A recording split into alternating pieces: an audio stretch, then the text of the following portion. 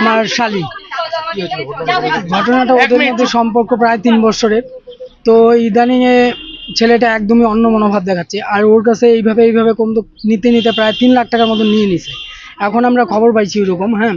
তো ওর থেকে টাকা নেয়, একটার কথা বলে যায়, ও পাবে টাবে যায়, মেয়েদের সাথে অন্য মেয়েদের সাথে ফুর্তি করা, ইসে করা, এটা নাকি এখন শুনতে পাচ্ছি সবই, হ্যাঁ।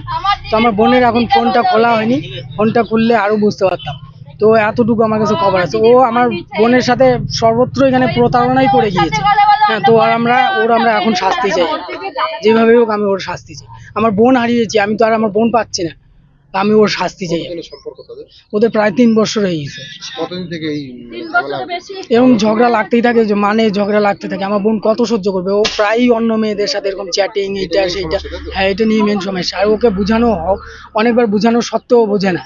আমার বোন অনেক চেষ্টা করছে ওকে বোঝানোর, অনেক চেষ্টা করছে। ওদের সাথে বিয়ের একটা সব কথাবার্তাও হয়েছিল, ঠিক আছে। ছেলেটা শুধু পিছায়, যখনই বলি ছেলেটা শুধু পিছায়। আগের বার জানুয়ারিতে বিয়ের কথা, তার আসতো, এমনি আসে যাওয়া ছিল, হ্যাঁ। ওর মাও আসতো, হ্যাঁ, ছেলে মাও আসতো। এখন তো তাদের সাথে আমার কোনো কথাই হচ্ছে না। আমি এই নিয়ে আমি কিভাবে তাদের সাথে কথা বলবো? কিন্তু আমি তাদের চাই যে সব সময়। আমার বয়স 21, আমার বোনের বয়স। ছেলের বয়স ওইরকমই 24-25। ছেলে এখন তো কোনো কাজ করতেছে না, বাড়িতেই, কোনো কাজ করে না। বাড়ি চলন্তিকা কালী মন্দিরের সামনে। ছেলের 2টা মোবাইল আছে। থানায় আমরা এখনো সেরকম যাইনি। আমরা এই নিয়ে আমরা থানায় যাব।